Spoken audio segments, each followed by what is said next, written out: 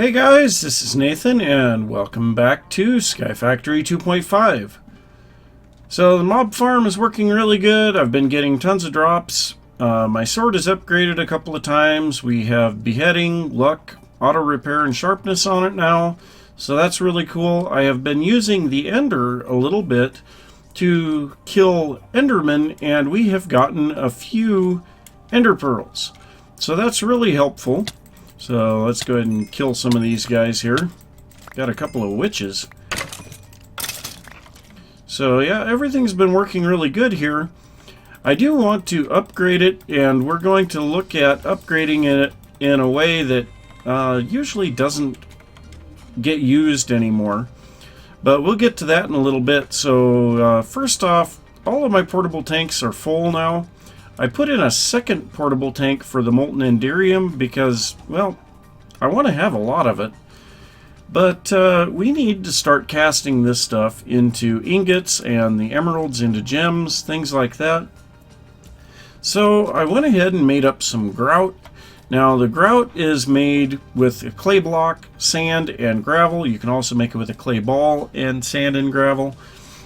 And to make the clay, all that you need to do, we'll grab a piece of dust here. All that you need to do is have a barrel full of water. Now I have this set up next to my aqueous accumulator, so it automatically fills with water. Drop the sand into it, and then you can pull out the clay. So that's working really good. Also, I need to grab some salt here again. So yeah, we're getting tons of cheese, tons of tofu. That's not going to be an issue.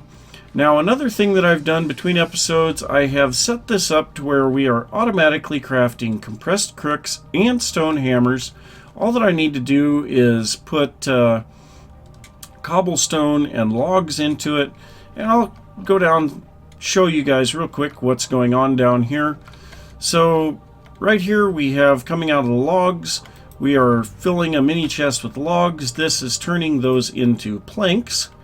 The planks then go into these two, which is turning it into sticks. The sticks then get sent into this grid for the crooks, and this grid here for the hammers. And we have the cobblestone coming in from this side for the hammers as well.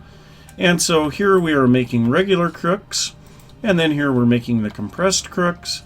Over here we're making the hammers. I did have to make a saw and put some stone covers in between these two lines of transfer pipes so that they wouldn't connect with each other.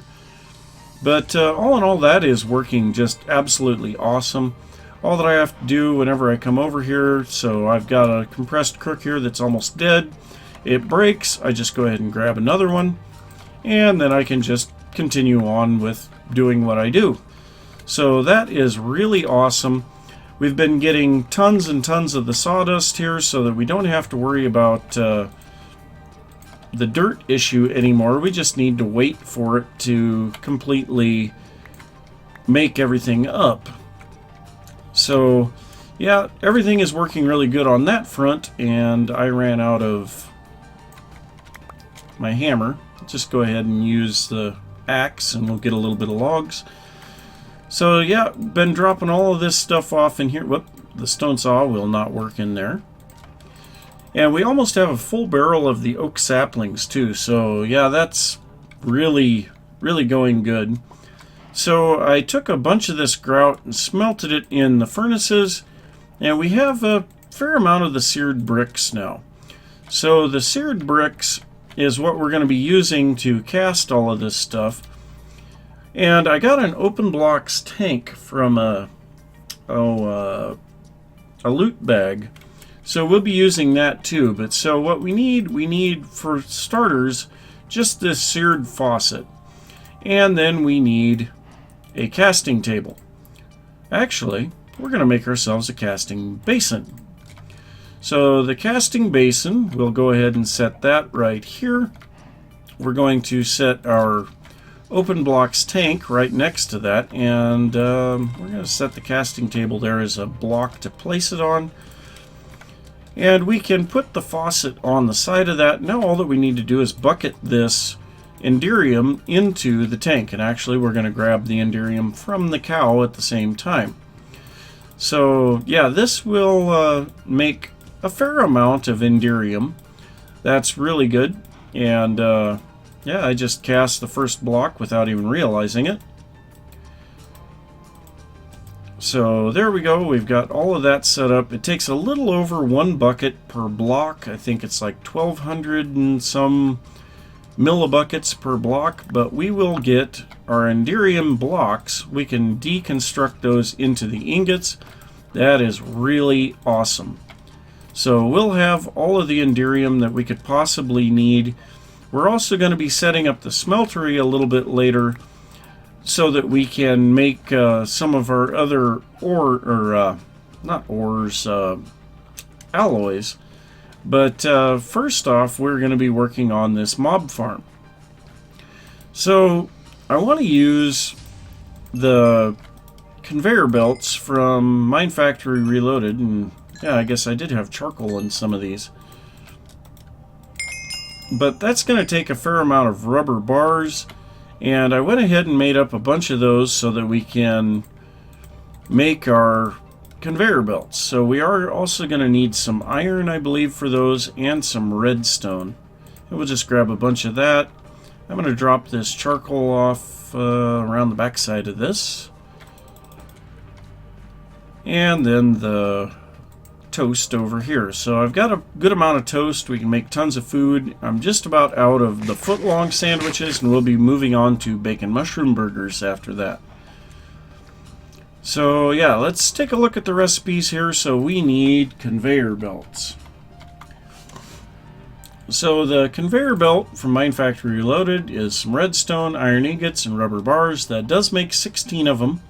So we'll get 48 there. I think for now we'll call that good. We'll see how many of them we need later on. But yeah, what I want to do is use the conveyor belts in place of water in just a standard mob spawner.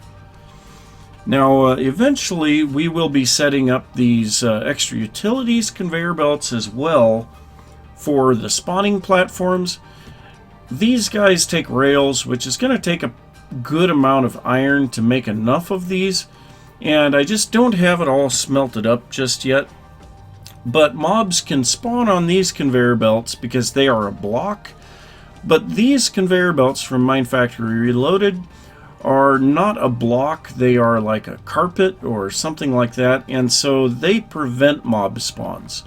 So yeah, we've got a little bit of stuff to figure out there. So what I'm going to do, I'm going to kill all these mobs and break this down, and then I am going to go ahead and bring the new design, build that up, and we'll take a look at it here in just a bit. Another beheading. So I've been trying to decide what type of blocks I want to build this mob spawner out of. I have here all of the chisel variants of the smooth stone, and I've picked a couple of them that I really like. I really like these modern Maffic masonry. I'm not sure if I'm saying that right, for like a support pillar or a divider, and this modern mixed masonry. Both of those I really like. These are probably the ones that I prefer the most out of all of those. We have the white stone bricks, which really fits these as well. We have these polished stone bricks from Tinker's Construct, which look nice but don't really match these too good. And then we have the sunken stone panel, which once again doesn't match these very good. Now we do have a few more options in cobblestone. I didn't lay any of these out, but we have some of the chiseled cobblestone bricks. We have some panels, and then we also have the cobble blackstone and the cobble whitestone from Minefactory Reloaded, and both of those look pretty good and can be smelted down into a smooth stone variant. But I'm not entirely sure. I'm kind of leaning more towards this one with these bricks around the outside. So I don't know for sure, but the plan of what I've got in my head is that we will have spawning platforms that are 3x3, and then we'll put a double wide line of conveyor belts in between the spawning platforms and have them all be funneled down into a single 2x2 killing chamber. And I just saw a lighting glitch. But so that's the plan. We can kind of make this thing as big as we want. We could even make it multiple levels if we want to. So I don't know for sure how big I want to make it. I want to have lots of drops, but at the same time, the way that I plan on killing these mobs is going to be a little bit time consuming. So I'm going to give that some thought. And like I said, I think I'm going to go with this style right here. I do like this one, but yeah, I don't know. I'll just have to see. Both of them look pretty neat, so I'll give that some thought. I'm going to start laying out the base of the mob spawner, and I will be back in a little bit. So I'm at the point now of where I can pretty well knock the torches out of this thing. Now this is just a pretty much stock standard spawner. We've got spawning platforms here. We've got 6 of them in each corner, so there's 24 total. Each one of them is 9x9. There are conveyor belts running all over the place here to push the mobs to the center. Now we have a 23 block drop, I believe. It might be 22 down below. And so I'll knock out all the torches, open the trapdoors, quickly break the ladders here. You can see there is some water down at the bottom, so I'll need to quickly place these slabs that I'm holding over the top of the water. Then we can pick that up. So yeah, now we need to just get in here and break out all of these torches. We'll start to see spawnable space. Hopefully we don't get too many nasty mobs spawning as we work our way around this thing. So unfortunately, well, right away I think we ought to open that up. Ah, no. Stop it. Stop it. And I can't pick those up because they're stuck on the conveyor belt. Okay, well, we'll just keep knocking these out. I'm not worried about picking them up. I'm just worried about breaking them.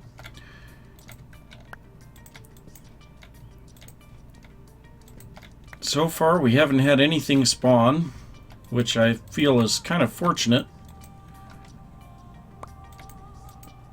Okay, and oh, we've got spaces around the outside. Oh, the micro blocks here could be letting light in. Oh, don't tell me that. Well, at night it'll be a lot more effective. So we'll go ahead and drop down here, grab our slabs. Let me out!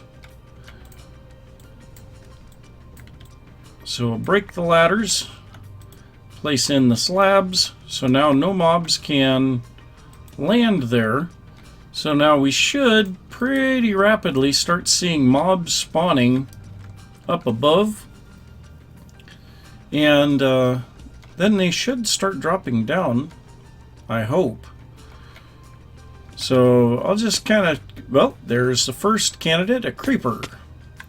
So looks like we got generic B. Got a couple of creepers, generic B. So I don't really much care for that. I think what I'm going to do is I'm going to place some conveyor belts. I have to go around the back side and break this. So we'll place some conveyor belts here. Oh, we can't do that because that's a full block.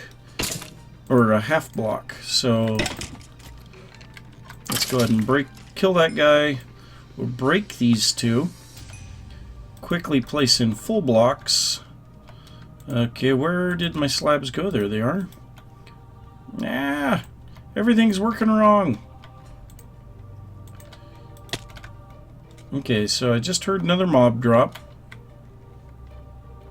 Who?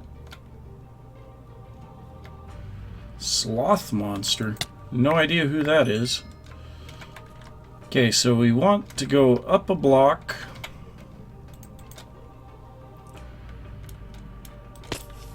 Nope. Creeper. We don't want to have this blown up. There we go. So go up one block, break out the side here, quickly place in the conveyor belts so that they get pushed in, and then we will place the wall back up here. Now I wish I would have known that the micro blocks are going to let light through, but whatever. I think this thing looks pretty cool though. So we can put additional layers if we want to, and we might have to do something with that lighting issue. But so all of the mobs and items will be pushed down here to the front without any problem. This will work pretty good for bringing the mobs in here, but I still want to automate this. So I'm going to do a little bit more thinking about the automation process, and I will be back in a little bit. Ooh, nether quartz. More nether quartz. Oh, and seeing those emeralds reminds me. So, I tried casting out a whole bunch of the stuff that we have been getting, and I found out that the mana steel cannot be cast here in the casting basins. I was really unhappy about that, but yeah, that's the way that it goes. We've got quite a bit of emerald blocks already and tons of enderium blocks, so that's working good. But yeah, I'm gonna do a little more thinking about this and I'll be back. So I want to get the mob spawner here automated so that I don't have to be killing the mobs, but in order to do that we are going to have to get some power set up. Now I have started planting the spruce trees over here in the 2x2. Produces a huge amount of wood, but cutting it down constantly is time consuming, uses tons of tools, and yeah, I don't want to be doing that. So we are going to first automate our tree harvesting. And so for that we need a planter. This is just some copper gears, redstone reception coil, piston, machine frame, plastic sheets, and a flower pot. So there's the planter, and then we also need the harvester. Now this takes gold gears, which is 4 gold ingots around an iron ingot, a redstone reception coil, an Invar axe, a machine frame, some plastic sheets, and shears. Now these Invar axes, I have made up a whole bunch of Invar. This stuff is made with the pulverized ferrous and iron. It takes 2 iron and 1 ferrous to make 3 of the Invar. I made 3 stacks of it, so I've got quite a bit of Invar. Now the next thing that we need is some generators, and we are going to go into the survivalist generators from Extra Utilities. Now I just grabbed some resources, and this is going to make 7 of those, which should be plenty for powering these 2 machines for now. Later on I want to upgrade these to the ×8 generators, but we will have to get this energy transfer node, and that requires the QED. We're not quite to that point yet, so for now we're just going to use these to transfer the power from the generators to the planter and the harvester. Then we are going to make some leadstone flux ducts.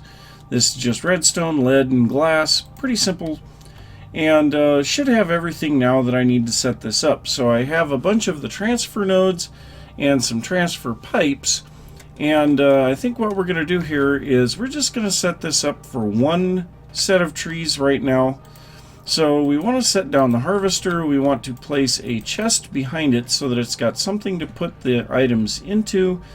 We also will probably want a tank, when I think about it, for sludge, because this thing does produce sludge when it is working. So we'll put that here. Now for now we are just going to place down our generators here, and I think 4 of them should be enough right now. I guess we'll just run our power flux duct, whatever, our power conduit over the top of that, and then we just need a little bit of our charcoal. So these things are extremely efficient in their use of charcoal. You can see it generates 80,000 RF at 5 RF a tick. It lasts like 20 minutes, or well, I guess about 13.5 minutes per piece of charcoal. So yeah, it doesn't produce a lot of power, but it does produce power. So we are now producing 20 RF a tick here. Not an exceptional amount. I think the Stirling generators produce, yeah, they produce the same. But the good part about this is that we can lay down more of these too if we want to. And actually, I think I'm going to. So we'll lay these on top of this line so that we can throw a little bit more in there. We'll get a little bit more power generated. And hopefully this will cut the trees down a little faster. So we're going to be getting a lot of stuff here in this chest. And then we need to set up the planter. And I think what we'll do is we'll just set up the planter here underneath. So we'll break out this block and that one. And apparently that's right underneath the, or right above the auto crafting platform here. So for now, I'm just going to place that down. We're going to need to run a little bit of power conduit up here. So need to figure that out. Am I stuck? Okay, there we go. Let's say, I don't want to be stuck. So let's get back up here. We'll run our power conduit as well to the planter. So we'll go down right here, and yeah, that should be pretty close. Let's just go ahead and head down here. Now, where is that hole? It's right there. Okay. I don't know if we have enough of the flux ducts. No, we don't. So I am going to have to make up some more flux ducts. But basically what I'll do is I'll just periodically throw some saplings in that planter. I'm not going to set up automatic transfer of items to the planter right now. But yeah, I got to make up a little bit of those more of those flux ducts. This should start working then automatically. I might sit there and bone meal some of the trees. I've got a decent amount of bone meal here. So, yeah, I'm going to get that all taken care of, and I'll be back in a little bit. So I had to make up a drum for the sludge that we've been getting here. And the recipe on this guy is pretty simple. It is a cauldron, some iron ingots, and some weighted pressure plates. So it takes a lot of iron, but it's, yeah, I got a lot of iron laying around just waiting to be smelted. So now to deal with this sludge, we need to make a sludge boiler. The sludge boiler is just a bucket, a couple of plastic sheets, a couple of furnaces, a couple of iron gears. Now these can be made several different ways. I made them with just 5 iron in a cross pattern. We need a redstone reception coil and a machine frame. So that's going to give us a sludge boiler. And then we'll also want these transfer nodes for liquids, and now that I have the mob spawner, we do have some ender pearls, so that's pretty nice. Now what I've got planned for this thing for now is just set it down here, and it should be ejecting its items into this chest. I'm going to set the tank that we had first for the sludge right there. I'm going to put the transfer node here and then quickly get away from it, because that will immediately start putting, you can see the particle effects there. It gives you hunger, nausea, poison, whole bunch of nasty stuff, but it will start giving us all kinds of weird blocks. Now we've got coarse dirt here, which we can hoe that to get it back to normal dirt. We'll also get things like netherrack and soul sand, all kinds of blocks that we can get, but they're a lot more difficult to get. So this will use up that sludge, and every once in a while I'll have to swap the tank with the drum, and it's raining. But every once in a while I have to switch the tank with the drum, and that'll keep the harvester running at full power. Now I did make up a whole bunch more of our generators here, and this is simply to allow more power to be generated. So they're very simple to build, but yeah, I don't know. I put one of them over here. They are going to be kind of a pain to automate because we have to be feeding them with charcoal constantly. But I'm sure we can figure something out. This is all just temporary setup right now. But I think I'm going to check and see how the episode is doing for time. And I'll be back in a little bit. So guys, I've gone ahead and moved all of my generators over here onto this one flux duct line. And the main reason that I did that is because I want to get the pulverizer running a little bit faster. So we're going to upgrade our pulverizer to hardened. Now this takes Invar and an Electrum gear. Now the Electrum gear, that takes Electrum ingots around an iron ingot, and these guys can be made by smelting Electrum grit, which is made just with some gold and silver powder, and we've got plenty of that. So that was no big deal anymore. We've got a hardened pulverizer, and then we need this augment, and this will speed it up. It gives us 2 times the speed, but also 50% additional energy, so it's 3 times the energy used, and that's why I need all of these together here. So I'm going to go ahead and drop this on the end. We're going to remove the sludge boiler for now. And I'm just going to drop this hardened, well, if I can. Whatever, we'll have it facing this way. So now we're going to put our augment in here, if I can figure out where it goes. And so this will give us a little bit more power usage. So yeah, now we're at 120 RF a tick, whereas before we were at 40. Which that kind of sucks, but at the same time we're going to have some power available through all of these generators. So yeah, I got to move all of those chests over here so that I have all of that stuff ready to go. But yeah, I know we are kind of running low on time, so I'm going to say thanks for watching.